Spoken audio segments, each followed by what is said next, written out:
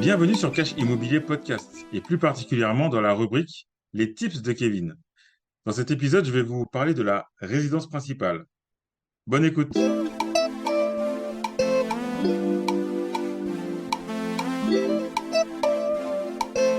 Comment parler de résidence principale sans parler de chiffres? Alors chaque année, il y a environ 180 000 maisons individuelles qui sont construites en France. Ça veut dire que la construction de maisons individuelles est un sujet qui est important pour pas mal de monde.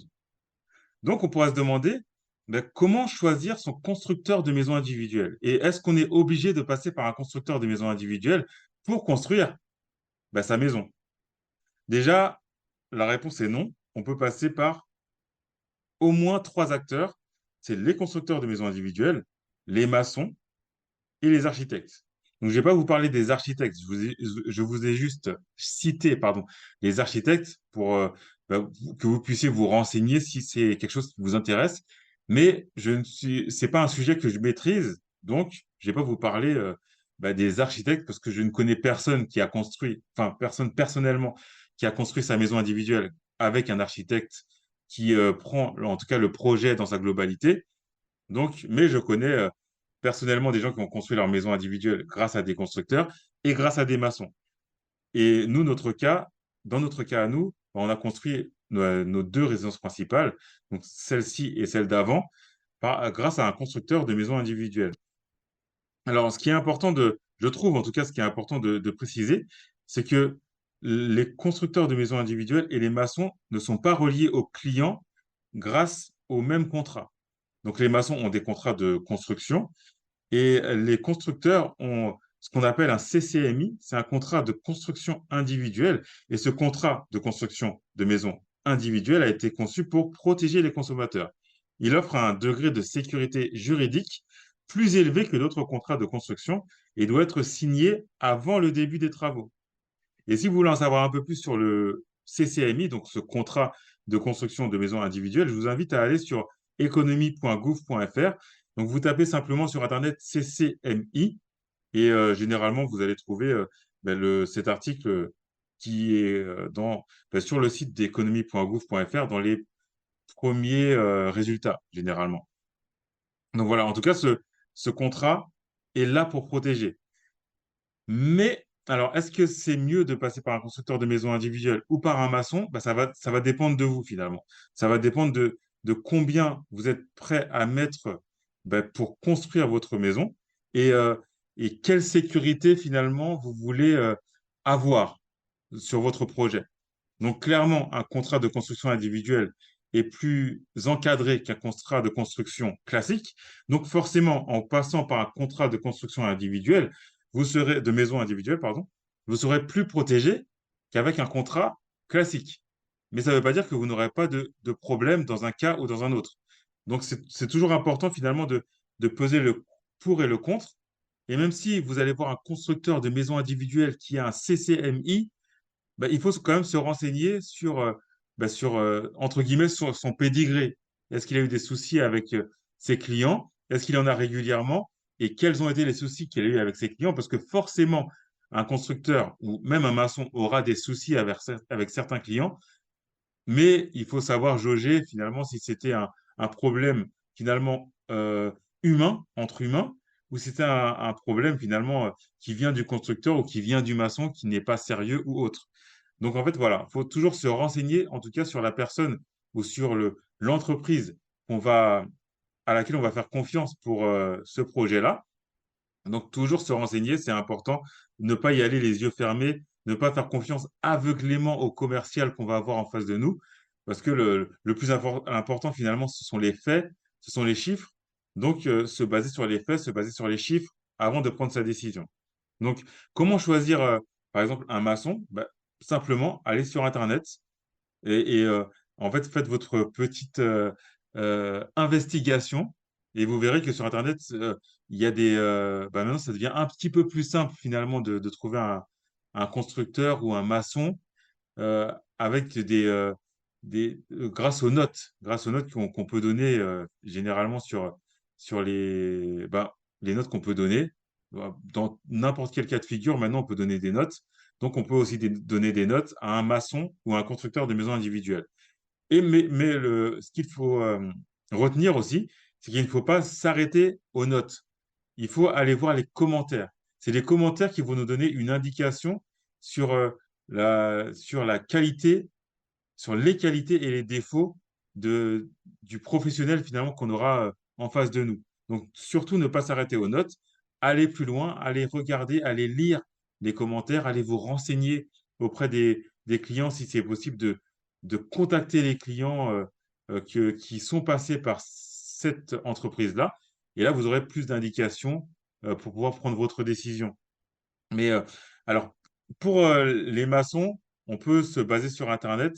Bon, après, forcément, ce n'est pas une science exacte, mais il faut en tout cas euh, pousser en tout cas, creuser le plus possible pour être sûr, enfin, en tout cas, que ça se rapproche des 100% en fait, de sûreté, voilà, quand on va travailler avec quelqu'un.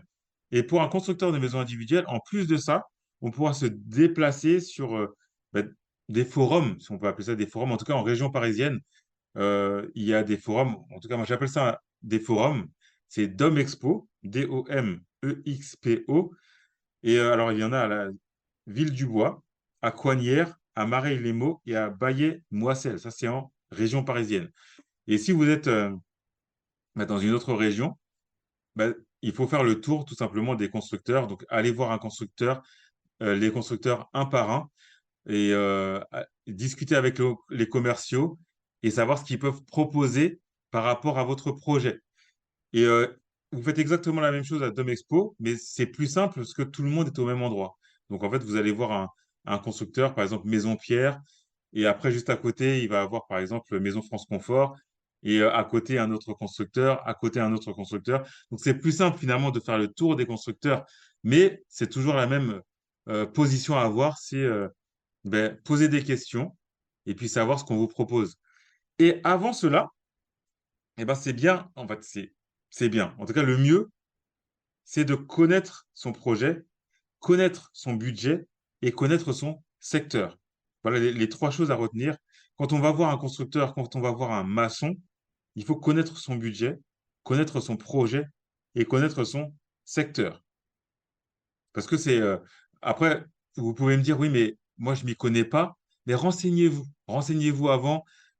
Posez des questions. Vous pouvez venir me voir, en tout cas, venir discuter avec moi sur Instagram, sur Cash Immobilier Podcast, comme le nom du podcast.